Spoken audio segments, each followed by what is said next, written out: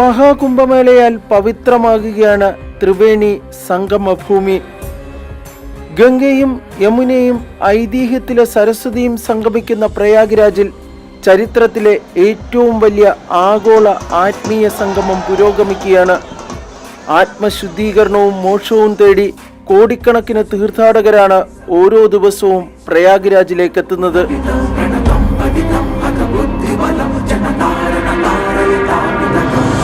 ലോകത്തിന്റെ വിവിധ കോണുകളിൽ നിന്നെത്തുന്ന തീർത്ഥാടകർക്ക് അവാച്യമായ അനുഭവമാണ് മഹാകുംഭമേള പകർന്നു നൽകുന്നത്.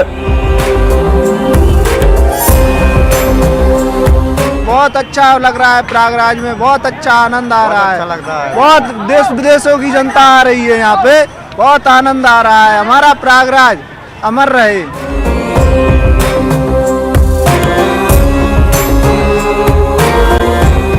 Everything is picture perfect, everything is quite good. शांति बिल्कुल आनंदमय आ गया, प्रसन्नता, उदारता, समता सब।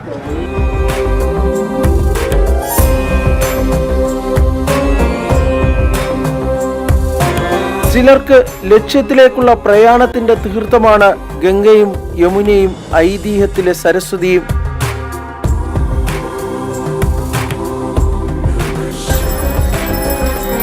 ഒന്നര നൂറ്റാണ്ടിനിടെ ഒരിക്കൽ മാത്രം സംഭവിക്കുന്ന മഹാകുംഭമേളയുടെ അപൂർവ നിമിഷങ്ങൾക്ക് സാക്ഷ്യം വഹിക്കാനും ത്രിവേണി സംഗമ പുണ്യം നുകരാനുമായി ജനകോടികളാണ് പ്രയാഗ്രാജിലേക്ക് ഒഴുകിയെത്തുന്നത്. വിവിധ ഭാഷകൾ, സംസ്കാരങ്ങൾ, പൈതൃകങ്ങൾ എന്നിവയൊക്കെ സംയോജിക്കുന്ന ഒരു ആത്മീയ ഘോഷയാത്രയ്ക്ക് കൂടിയാണ് പ്രയാഗ്രാജ് ഇപ്പോൾ സാക്ഷ്യം വഹിക്കുന്നത്.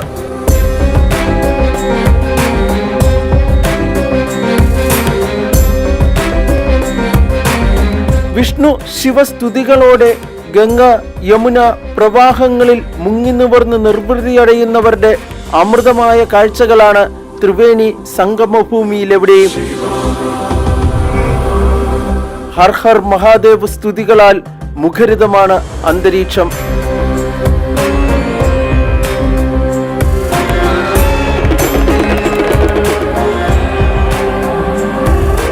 ഭസ്മങ്ങളുടെയും സുഗന്ധധൂപങ്ങളുടെയും ഗന്ധം നിറഞ്ഞ പ്രയാഗ്രാജ് കഴിഞ്ഞ ഒരു മാസമായി മനുഷ്യക്കടലായി മാറിയിരിക്കുകയാണ്.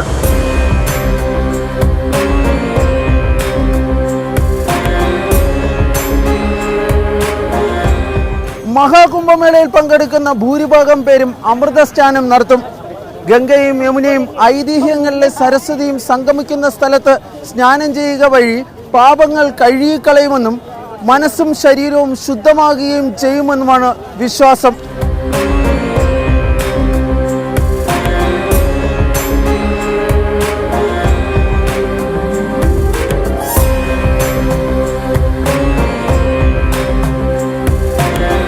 രാഷ്ട്രപതി ദ്രൗപദി മുർമുവും പ്രധാനമന്ത്രി നരേന്ദ്രമോദിയും കേന്ദ്രമന്ത്രിമാരും മുതൽ വിദൂര ഗ്രാമങ്ങളിൽ നിന്നെത്തുന്ന സാധാരണക്കാരായ കോടിക്കണക്കിന് പേരാണ് ഇതിനോടകം മഹാകുംഭമേളയിൽ പങ്കെടുത്തത്.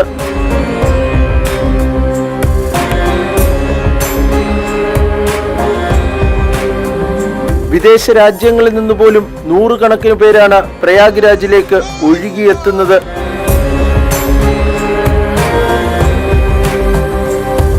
പാപങ്ങളിൽ നിന്ന് മോക്ഷം നേടാൻ ജീവിതത്തിൽ ഒരിക്കൽ മാത്രം ലഭിക്കുന്ന അവസരമാണ് പലർക്കും മഹാകുംഭമേള.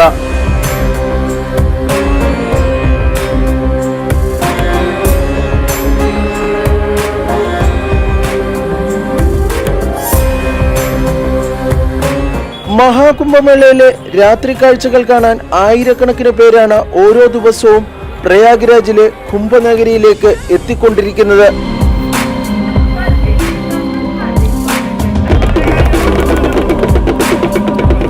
സൂര്യൻ അസ്തമിച്ചാൽ വൈവിധ്യങ്ങളുടെ പുതുകാഴ്ചകളുടെ വിസ്മയമാണ് കുംഭനഗരിയിലെങ്ങും. അതിശൈത്യത്തിലും രാത്രി മുഴുവൻ സജീവമാണ് ത്രിവേണി സംഗമത്തിന് സമീപത്തെ ഇരുകരകളും.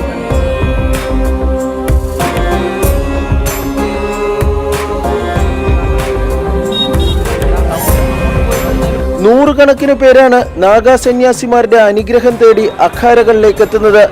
ചില നാഗാ സന്യാസിമാർ പൊതുസ്ഥലങ്ങളിൽ നിന്ന് ഭക്തർക്ക് അനുഗ്രഹം നൽകും. മഹാകുംഭമേള ആരംഭിച്ചതിനു ശേഷം മിക്ക ദിവസങ്ങളിലും പുലർച്ചെയുള്ള ശുഭമുഹൂർത്തങ്ങളിൽ അമൃതസ്നാനം നടത്താനായി രാത്രി തന്നെ ത്രിവേണി സംഗമത്തിന് സമീപത്തുള്ള കടവുകളിൽ ഭക്തരുടെ നീണ്ട നിര കാണാം.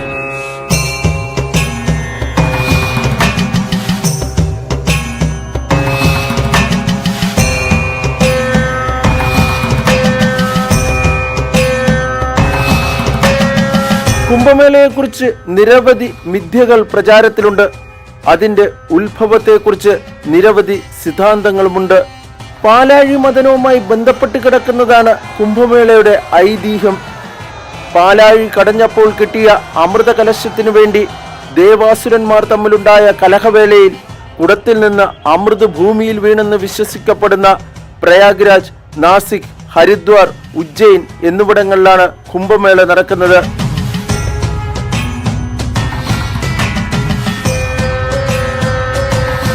കുംഭമേള ഓരോ 12 വർഷത്തിലുമാണ് നടക്കുന്നത്.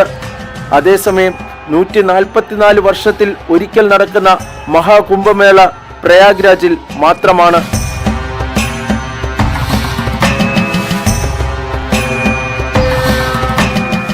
മനുഷ്യരാശിയുടെ വിവരിക്കാനാകാത്ത പൈതൃകമെന്നാണ് യുനെസ്കോ കുംഭമേളയെ വിശേഷിപ്പിച്ചിട്ടുള്ളത്.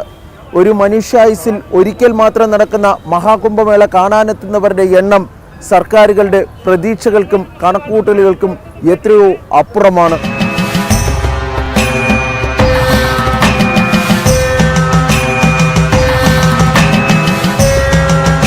പൗഷ് പൗർണിമ മുതൽ മഹാശിവരാത്രി വരെ 45 ദിവസം നീണ്ടു നിൽക്കുന്ന മഹാകുംഭമേളയിൽ 40 കോടി ജനങ്ങൾ എത്തുമെന്നായിരുന്നു ഉത്തർപ്രദേശ് സർക്കാർ കണക്കുകൂട്ടിയിരുന്നത്.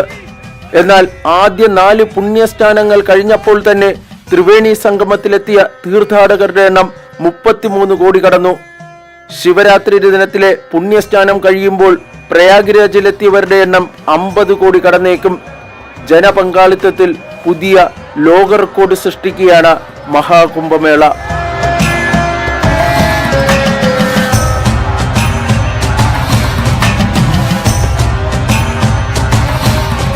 കക്ഷി രാഷ്ട്രീയ ഭേദമന്യേ എല്ലാ രാഷ്ട്രീയ പാർട്ടികളിലും പെട്ട നേതാക്കൾ മഹാകുംഭമേളയിൽ പങ്കെടുക്കാനായി പ്രയാഗ്രാജിലെത്തുന്നുണ്ട്. പക്ഷേ ഈ സന്ദർശനങ്ങൾക്ക് രാഷ്ട്രീയത്തിൽ എന്തെങ്കിലും സ്വാധീനം ചെലുത്താൻ വേണ്ടി കഴിയുമോ എന്ന് കാത്തിരുന്ന് കാണേണ്ടി വരും. ഹിന്ദുമത വിശ്വാസികളുടെ മതപരവും ആത്മീയവുമായ ഒത്തുചേരലുകളാൽ ശ്രദ്ധേയമായിരുന്നു ഒരു കാലത്ത് കുംഭമേളകൾ. എന്നാൽ ഇന്ന് മതവും രാഷ്ട്രീയവും ഇഴചേർന്ന് കിടക്കുന്ന ഇന്ത്യൻ രാഷ്ട്രീയ ഭൂപ്രകൃതിയിൽ ഒഴിവാക്കാനാകാത്ത സ്ഥാനമാണ് കുംഭമേളകൾക്കുള്ളത്.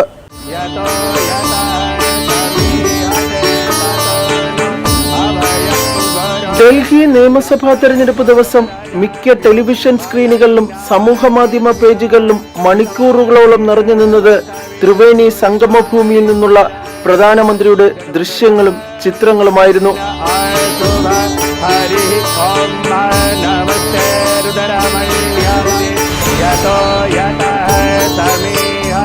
കൃത്യമായ രാഷ്ട്രീയ കണക്കുകൂട്ടലുകളോടെയാണ് മഹാകുംഭമേളയിലെ പുണ്യസ്നാന ദിനം നരേന്ദ്രമോദി തെരഞ്ഞെടുത്തതെന്ന് വിലയിരുത്തുന്നവരുണ്ട്.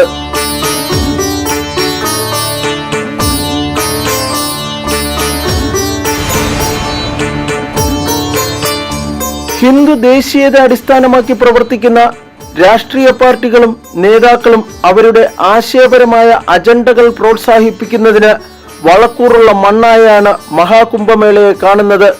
ചിലർ ഹിന്ദുമതത്തോടുള്ള പ്രതിബദ്ധതയും മതാചാരങ്ങളോടുള്ള കൂറും പ്രകടിപ്പിക്കുന്നതിനുള്ള വേദിയായും.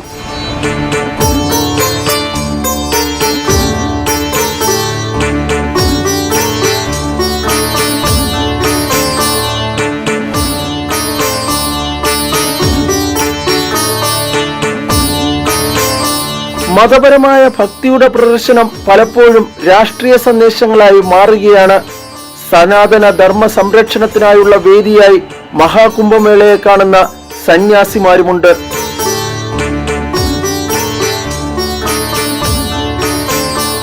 आदि गुरु शंकराचार्य जो थे उन्होंने ये नागा भोज बनाई थी।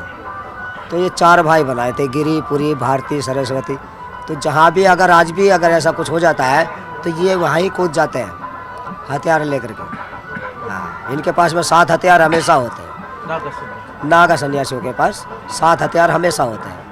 जैसे एक फरसा हुआ, तलवार हुई, भाला हुआ, चिमटा होता है, एक त्रिशूल होता है। हाँ, ऐसा करके ये 7 हथियार होते हैं इनके पास। जहाँ भी देखेंगे ये वो चाहेंगे। ऐसा तो एक बार ये ने मुलायम सिंह ने भी 10,000 महात्माओं का आता, पता ही नहीं था किधर ले गया। अयोध्या के नाम से लाया था वहाँ लड़ाई कराने के लिए, पता नहीं कहाँ भेज दिया इसने। वे बेचारे गंगा में खुदाने पड़े, क्यों मर गए ना। तो कुछ लोग तो ऐसे होते हैं कि जब पता नहीं होता मतलब पूरा काम नहीं करना चाहिए, पता हो तो करना चाहिए। अब उन्हें बेचारों को ज्ञान नहीं था, वे फक्कड़ महात्मा थे। अब किसी के कहने से 10-10, 20-20 के लालच में वहाँ चले गए। अब वो महात्माओं का फिर पता भी नहीं रहा कहाँ है, आज तक भी नहीं पता। 10,000 महात्माओं का बताते गंगा माई में बाद में बहा दिए।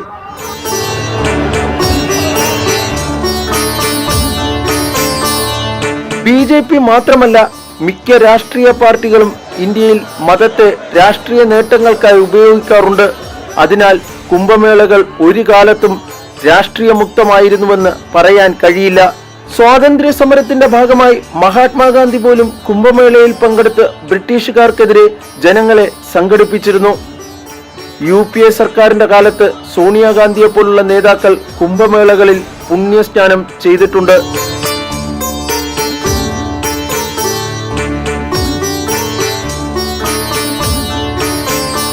ആഘോഷങ്ങൾ അത് ഇന്ത്യക്കാരെ സംബന്ധിച്ചിടത്തോളം വളരെ പ്രധാനപ്പെട്ടതാണ്.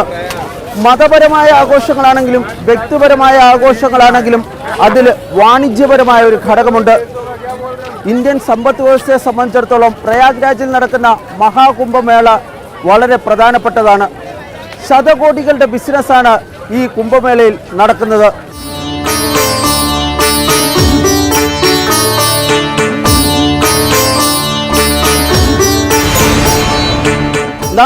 ദിവസം നീണ്ടു നിൽക്കുന്ന മഹാകുംഭമേളയ്ക്ക് ആകെ പ്രതീക്ഷിക്കുന്ന ചെലവ് 7,000 കോടി രൂപയാണ്.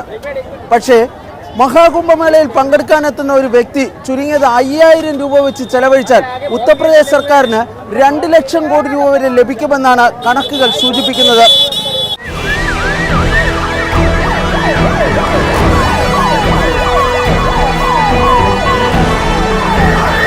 മഹാകുംഭമേളയ്ക്കായി പഴുതടച്ച ക്രമീകരണങ്ങൾ ഏർപ്പെടുത്തിയെന്ന ഉത്തർപ്രദേശ് സർക്കാരിന്റെ അവകാശവാദത്തിന് മങ്ങലേൽപ്പിച്ച സംഭവമാണ് മൗനി അമാവാസി ദിനത്തിലുണ്ടായ അപകടം. തിക്കിലും തിരക്കിലും പെട്ട് 30 പേർക്ക് ജീവൻ നഷ്ടപ്പെട്ട അപകടമാണ് നൂറ്റാണ്ടിലെ മഹാമേളയുടെ കറുത്ത അധ്യായം.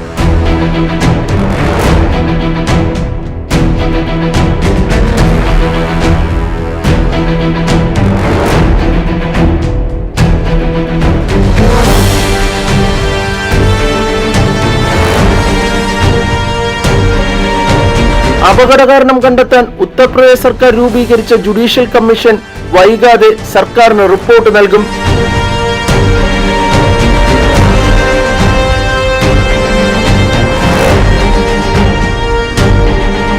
എന്നാൽ മൗനി അമാവാസി ദിനത്തിലെ അപകടത്തിന് ശേഷം മഹാകുംഭമേളയിലെ തിരക്ക് നിയന്ത്രണ ക്രമീകരണങ്ങൾ സർക്കാർ ശക്തമാക്കിയതോടെ ജനം വലഞ്ഞു.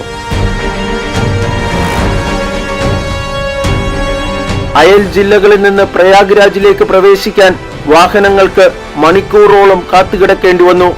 പ്രയാഗ്രാജിലെത്തിയവർക്കാകട്ടെ ത്രിവേണി സംഗമത്തിലെത്താൻ കിലോമീറ്ററുകളോളം കാൽനടയായി നടക്കേണ്ടിയും വന്നു.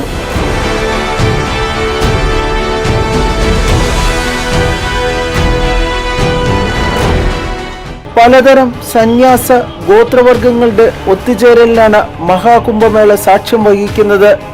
സന്യാസിമാരെയും യോഗികളെയും ബ്രഹ്മചരികളെയും അഘോരികളെയും കൊണ്ട് നിറഞ്ഞിരിക്കുകയാണ് പ്രയാഗ്.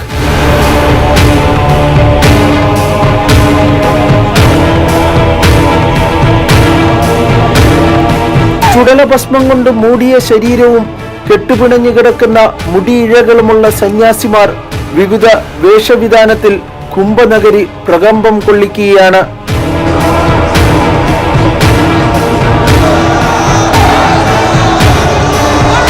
രഥത്തിലേറി വരുന്ന സന്യാസിമാരെ തൊട്ടുതൊഴാനും അനുഗ്രഹം വാങ്ങാനും തിരക്കുകൂട്ടുന്ന ഭക്തരാൽ സമ്പന്നമാണ് പ്രയാഗ്രാജ്.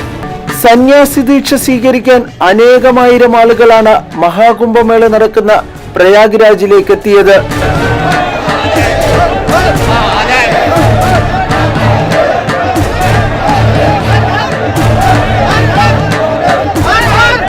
कुंभ मेले में आप संस्कार होंगे, पिंड देंगे ना। इन लोगों के जब साधु बनाते हैं तो इनके 16-17 पिंड लगते हैं। 17 पिंड लगते हैं तो 16 तो होते, 8 होते मम्मी की तरफा को, 8 ही होते पापा की तरफा को, और एक जो है अपना चिंते पर पिंड दे देते हैं ये। हाँ, पिंडदान कर देते हैं। तो इसलिए जो है ना इनको मरे के बराबर ही मानते हैं, क्योंकि हमारे हिंदू धर्म में तो मरने के बाद पिंड लगते हैं ना। और ये साधुओं का पिंड जो है एक लगवा देते हैं जिंदे पे ही। मम्मी पापा के लगवा दिया, ऐसे खुद का भी लगवा दिया एक, तब इनको साधु बना दिया। മിക്ക അഖാഡകളും സന്യാസി മഠങ്ങളും അധിപന്മാരെ തെരഞ്ഞെടുക്കുന്നത് കുംഭമേളകളിലാണ്.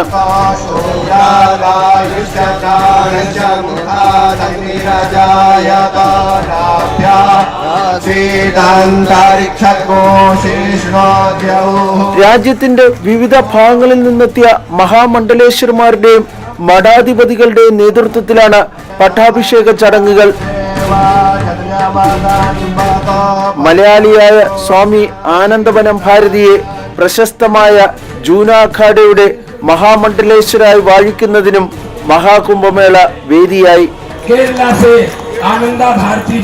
നാഗ സന്യാസി സമൂഹമായിട്ടുള്ള ആ ജൂന അഖാഡയെ നേതൃത്വപരമായി നയിക്കാൻ, അല്ലെങ്കിൽ പാരമ്പര്യത്തിലൂന്നി നിന്നുകൊണ്ട് നയിക്കാൻ, അതല്ലെങ്കിൽ വിദ്വതയിലൂന്നി നിന്നുകൊണ്ട് നയിക്കാൻ, അതിന് വേണ്ടിയിട്ടാണ് അഖാഡ മഹാമണ്ഡലേശ്വരന്മാരെ നിയോഗിക്കുന്നത്, മഹാമണ്ഡലേശ്വരന്മാരെ അഭിഷേകം ചെയ്യുന്നത്.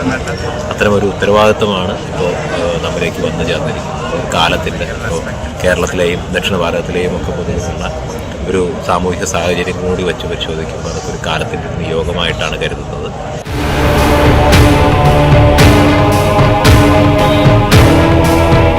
കുംഭമേളയിലെ ആകർഷക കേന്ദ്രങ്ങളാണ് നാഗാ സന്യാസിമാരും അഘോരികളും.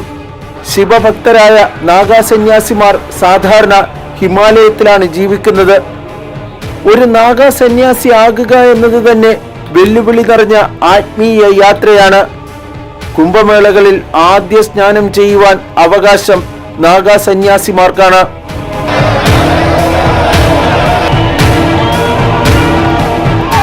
ശിവന്റെ പ്രതിപുരുഷരായി മാറിയവരാണ് മഹാസ്നാനം നടത്തുന്ന അഘോരികൾ എന്നാണ് വിശ്വാസം. സന്യാസ നിഷ്ഠകൾ കൊണ്ടും ആചാരങ്ങൾ കൊണ്ടും അഘോരികൾ വ്യത്യസ്തത പുലർത്തുന്നു. മഹാകുംഭമേളയുടെ അവിഭാജ്യ ഘടകങ്ങളിലൊന്നാണ് കൽപ്പവസ്.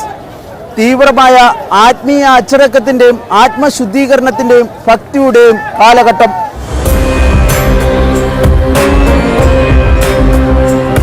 മഹാകുംഭമേളയിൽ അത്ര അറിയപ്പെടാത്തതും എന്നാൽ ഏറ്റവും പ്രധാനപ്പെട്ടതുമായ ഒരു ആത്മീയ ജീവിതശൈലിയാണ് കൽപ്പവസ്. വിദേശത്ത് നിന്ന് പോലും ആയിരക്കണക്കിന് പേരാണ് ഈ ആത്മീയ ജീവിതശൈലിയിലെ അനുഭവം നുകരാൻ പ്രയാഗ്രാജിലെത്തുന്നത്.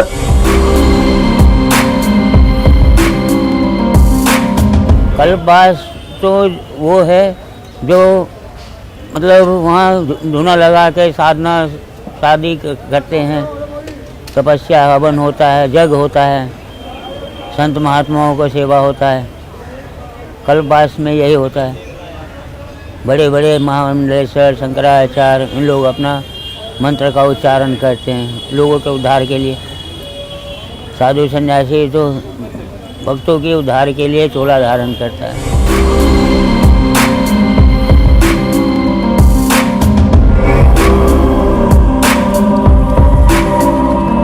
ലൗകിക സുഖസൗകര്യങ്ങൾ ഉപേക്ഷിച്ച് ധ്യാനം, പ്രാർത്ഥനകൾ, വേദപഠനം തുടങ്ങിയ ആചാരങ്ങളിൽ ഏർപ്പെട്ട് ആത്മീയ അച്ചടക്കം കൈവരിക്കുന്നതിനുള്ള ചുവടുവയ്പ്പാണ് കൽപ്പവസ്. ഈ മനുഷ്യായുസിൽ ഇനിയൊരു മഹാകുംഭമേളയില്ല. അടുത്തത് സിംഹസ്ഥ കുംഭമേളയാണ്. 2028 ഉജ്ജയിനിലാണ് സിംഹസ്ഥ കുംഭമേള. അതിനായുള്ള ഒരുക്കങ്ങൾ ആരംഭിച്ചു കഴിഞ്ഞു. ഒപ്പം കാത്തിരിപ്പും.